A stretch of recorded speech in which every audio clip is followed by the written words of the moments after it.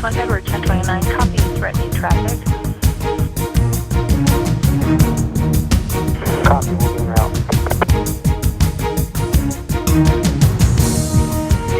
Edward 1029, if you can please respond to 2020 McNeil Street, Lake. Copy. If you still have run on, give me ATO information. Welcome to Shooting Straight with Brad and Casey. I'm Brad Carlyon, your Navajo County attorney, and my partner is Casey Clark, our Navajo County sheriff. Today, our guests are with the Timber Mesa Fire Department. We have Kirk Webb and Brett Mix, who are going to help talk about some fire safety issues, because we've had a number of houses burned down early this winter season because of fireplaces and space heaters and other things. What are some of the things people need to be aware of and do every single year to ensure their home is safe from heater fires? Well, first, with not even just talking about fireplaces or heaters or things like that, having smoke detectors.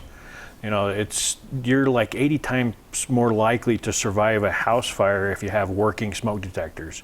We've been into fires where we get there and the smoke detector, we see it on the wall, it's burnt, damaged, or sometimes not at all. We'll open it up and there's no batteries. So it's like, that, why even have them in the first place if you're not going to take care of them? Other times we've been in fires, we get there and it's still burning and the smoke detector's all melted and it's still trying to do its job and working. So we know that those people took care of their smoke detectors.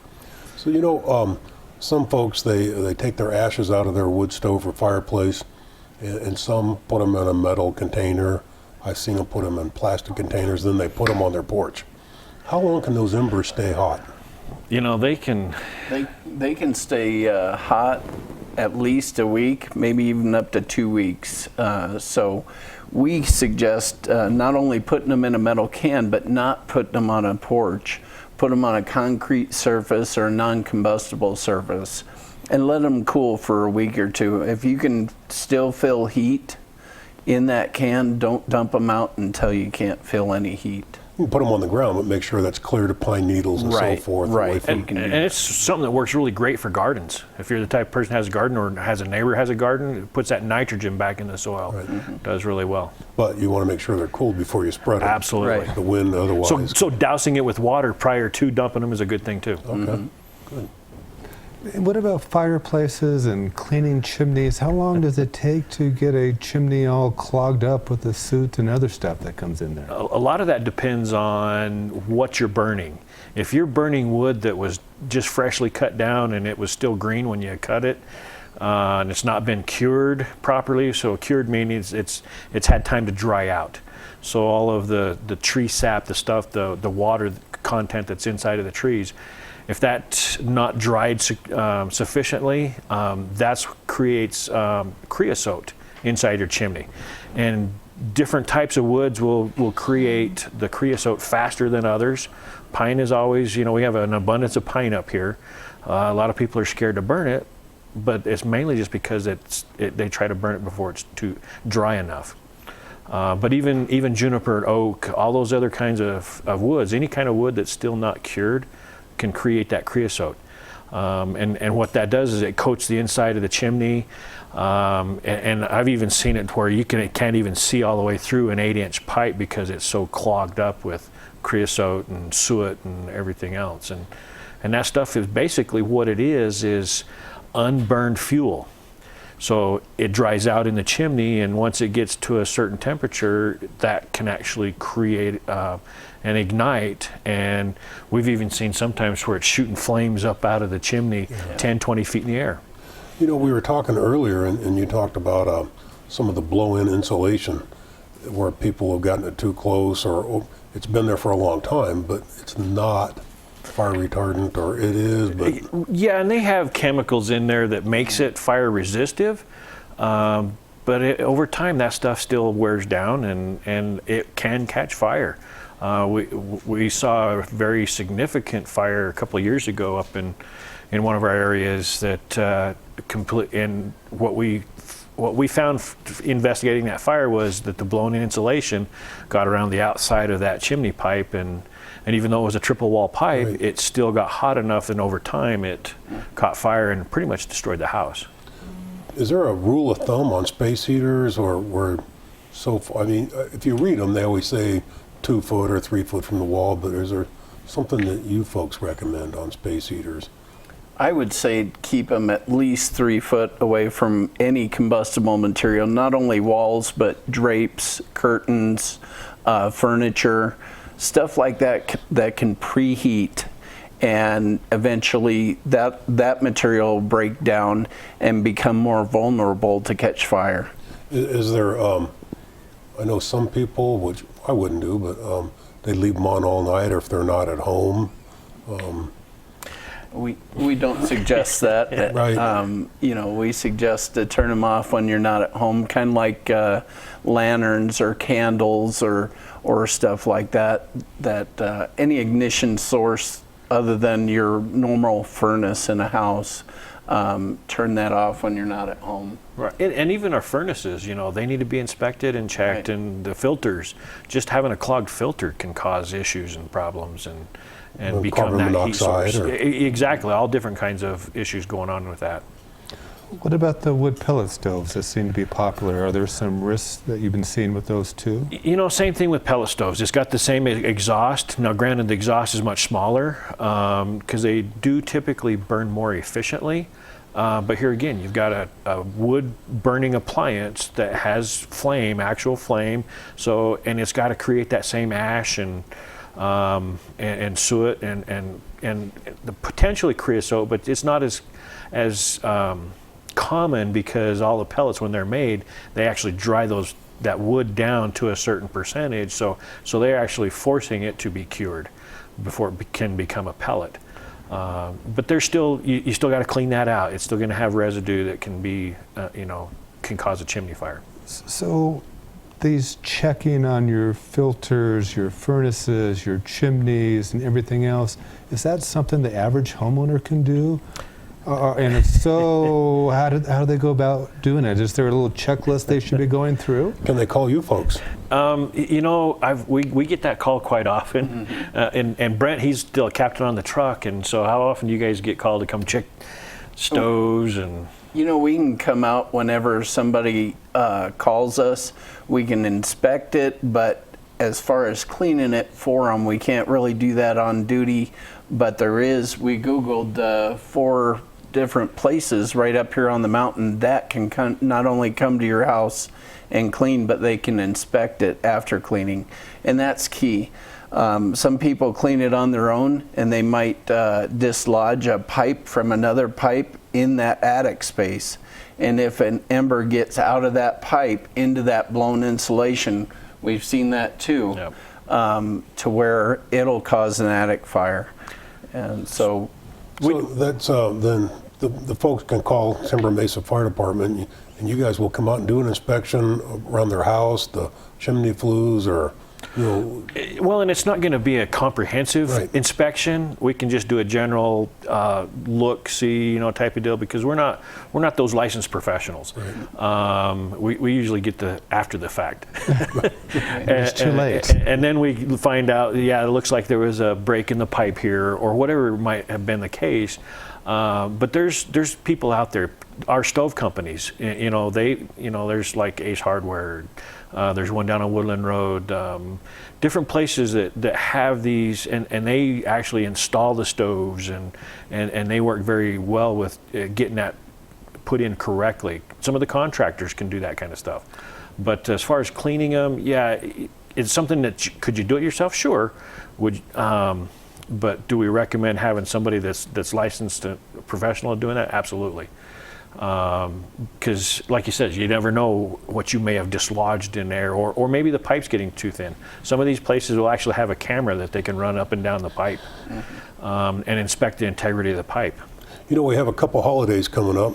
We have a lot of people that are going to deep fry turkeys, which I've seen a lot of videos, and a lot of times that doesn't work out well. Right. Do you have some suggestions on that? The biggest one is follow the directions. Read the directions first. Huh? I know. Typically, us as guys don't like to read the directions and stuff, but I know how to do this, But no, following the directions. And make sure that your turkey is completely thawed. A lot of people think that you can just put a frozen turkey in hot oil. That does not work. Doesn't work very well. So make sure that you read all the directions. Well, and the other thing too here, like with the ashes, don't do it on your combustible wood porch. Right. Because now if you do have an effect like that, say it does get out of hand, well, now you're not going to have your porch, which is connected to your house, which then goodbye house. Well, I've seen there's been a big push, and I'm seeing a lot more recently of the greaseless turkey fryers. I don't know if you've seen those or not. I haven't. But there's no grease. Matter of fact, I bought one because my wife's like, I don't think that you're... You don't read the directions. No. We also have Christmas coming up. Any safety tips with Christmas trees or Christmas lights? Well, make sure that you have the proper amount of lights connected together. I think with the lights come directions. You don't want to plug in more than 5 strands. That's usually the maximum. Even on the LED ones?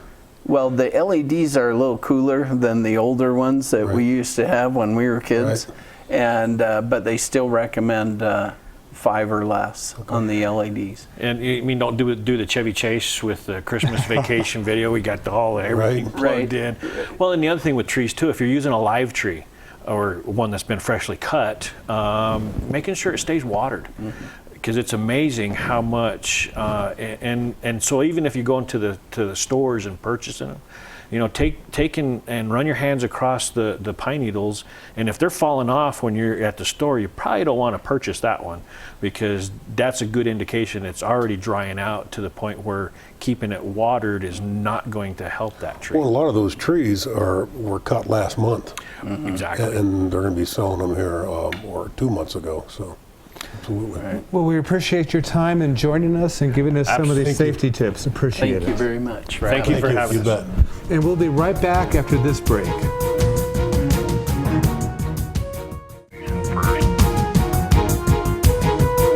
Welcome back to Shooting Straight with Brad and Casey. Our guest for this segment is MCAT Commander Randy Moffitt. MCAT is the Major Crimes Apprehension Team, which serves as the Drug Task Force in Navajo County. Thank you for joining us, Randy. Thank you for having us. One of the things we brought you on today's show for is an innovative card that Sheriff Clark and you came up with to help go after the local drug dealers. Can you tell us about what you guys done? You bet. We've made a card that we will be distributing throughout Navajo County. And the card says specifically, attention drug dealers. Is your drug dealing competition costing you money? We offer a free service to help you eliminate your drug competition. The card is meant to go to concerned citizens. It'll also go to individuals who are involved in illegal drug trafficking. They can provide information to the Major Crimes Apprehension Team, and we will conduct an investigation based on these cards. Also, the second part of the card, which is very amazing, is it has resources for people to call who may be suffering from drug addiction. So it gives these people the ability to get the help and the assistance that they need from their drug addiction. For a concerned citizen, can they fill out that card and get it to your office anonymously, or do they have to provide information? They can fill it out anonymously. We're never going to release their names, and it has our phone number, and they can hand it to any deputies, they can hand it to any police officer throughout the county, and it'll get back to us, and we'll open up an investigation. Or you can take the number and call in. Yes. And directly into MCAT. Since it's anonymous, do you treat that type of a tip differently than if somebody would say, I'm Brad Carlyon and here's the information I have, or do you treat them both the same? We treat them differently, specifically because we want to have people, law-abiding citizens, frequently give us information, but they do not want to be identified. So when we get an anonymous tip, we don't want to identify who that tipster was. We want to be able to conduct a criminal investigation without identifying them and protect their identity. They're far more likely to call us more than once. And then do you really expect drug dealers to fill out the cards on their competition? I absolutely do. They want to knock off their competition. There is no loyalty in drug dealing. They will identify the people who are selling drugs specifically to possibly obtain more ill-gotten gains and promote their business. So I would be behooved if we didn't get quite a few from people who are actually involved in illegal activity. And you already get those anyway. We do. So we've been working that since the history of MCAT. How long have you been involved in going after narcotics dealers? I have been in the field of narcotics for about 13 years. This is my second task force running and supervising, and then I was an agent in a task force at one time. So have you seen the impact of what a drug dealer moving into the community can have on that community, the quality of life? I have, and I really pride myself on the work that we do. I pride myself on being able to remove those individuals. You see the impact not only to the families, the devastation of what ill-gotten drugs or illegal drugs do to them. You see burglaries, you see victim crimes, you see everything increasing with illegal drugs. So when we can remove somebody from our communities and we can notify people that, hey, by the way, we've removed this person, it's value. It's value not that you just can never put a price on. It's value to make the quality of life better for the citizens of Navajo County. I know there's a joke about Sheriff Joe Pyro that when he was in DEA, he was nickel bag Joe because he went after the small little dealers. And you go after the small dealers in the community, but do you try to work those cases back to get the person who's supplying them and the person who's supplying that middleman and work it back that way? Yes, we have a lot of the ability to chase individuals not only in Navajo County, but people who are importing drugs from other counties throughout the state. If there's a nexus and we can tie that nexus to illegal drugs coming into our community, frequently we'll travel to Phoenix, we'll work with detectives from their bureaus or their agencies, and we'll say, hey, we'll give them a command briefing, this is what we have, this is what we're going to accomplish today, and we'll arrest those individuals as they're selling drugs to people who are transporting drugs to Navajo County.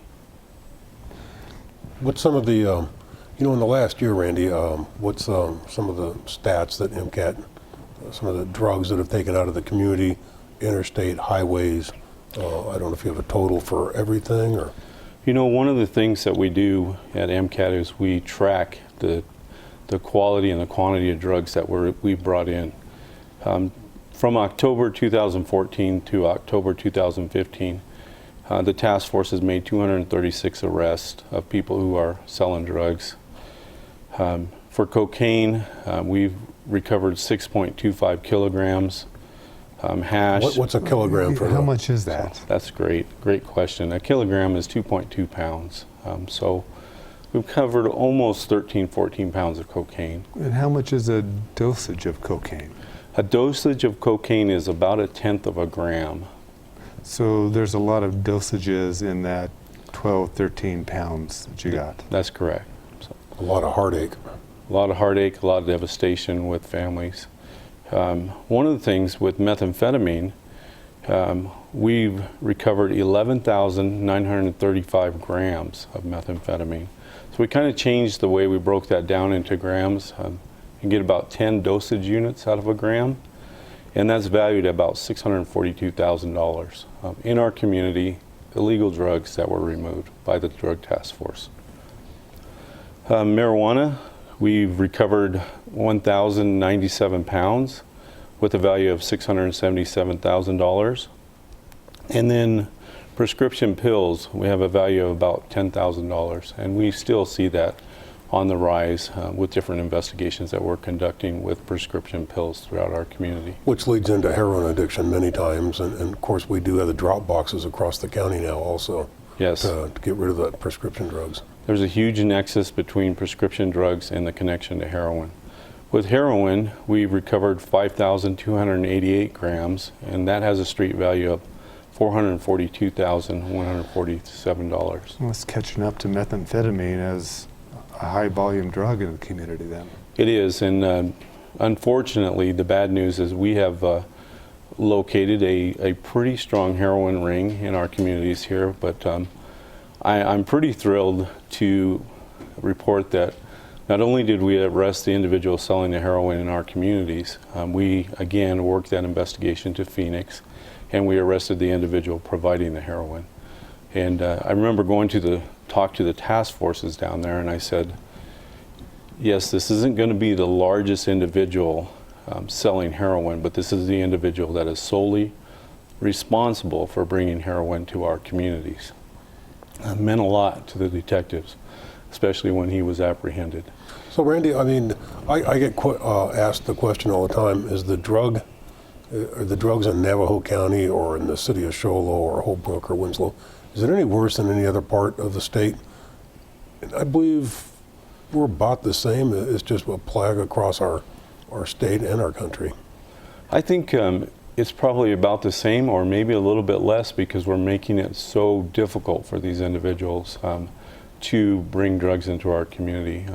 The other day, I had the opportunity to work 24 hours straight, but it was worth it to catch that individual who had been transporting meth into our community for a very long time. We sat out there and waited for that individual, and we were successful to remove that person. So the numbers that you just gave us, how does that compare from the prior year and the years prior? Are we seeing an increase or a decrease in the drugs? It sounds like heroin's going up and methamphetamine staying about the same or maybe dropping some. You know, we've had a reduced seizure with our methamphetamine, and the reason being is the year prior to that we had a very large methamphetamine seizure. We recovered 58 pounds of methamphetamine. Our heroin is going up slightly. Our methamphetamine is definitely going down. And we're really proud of the hard work of our task force and the ability for us to go out and apprehend these individuals. So in our task force, well, who's all on it, and do any of them have any special certifications or? Great question. So our task force is a multi-agency, multi-jurisdictional task force. We can start with Winslow Police Department has detectives. Navajo County Sheriff's Office has supervisors and detectives assigned to our task force. The Show Low Police Department has a supervisor, and he is a detective and he's also a special response team member. So we have tactical officers. We have Snowflake Taylor Police Department assigned to our task force, and we have Pine Top Lakeside assigned to our task force. One of the DPS, are they involved? You bet, and the Department of Public Safety as well assigned to our task force. One of the things we really pride ourselves on our task force is we truly watch what's going on in our communities. And with that being said, MCAT's not only about narcotics interdiction. We identify burglars, we follow those burglars, and frequently if the law enforcement agency is not arresting those burglars, we'll arrest them ourselves. And so we are eliminate not only the dangerous drugs and the crimes associated with drug abuse, but we're arresting individuals who are doing property crimes and taking our valuables from our residences. Which are tied back to drug dealers, I mean. Specifically, direct relation tied directly back to our drug dealers. Well, Randy, thank you for joining us today. We really appreciate your time and letting the citizens know about filling out the cards and getting you guys the tips to help get rid of more drug dealers. And Casey, do you have this month's Most Wanted for us? You know, our Most Wanted this month is drug dealers. And I would really encourage folks to, as these cards go out across the community, if you find one or need some, we'll go to homeowners associations or wherever and drop them off. Drug dealers, as much like Randy has said, are tied to the quality of life in each community. They're a plague on society. They child crimes, burglary, homicides, assaults. So our Most Wanted is the drug dealers in Navajo County. Thank you. Thank you. And thank you for joining us for this month's Shooting Straight with Brad and Casey. And we look forward to joining you again next month.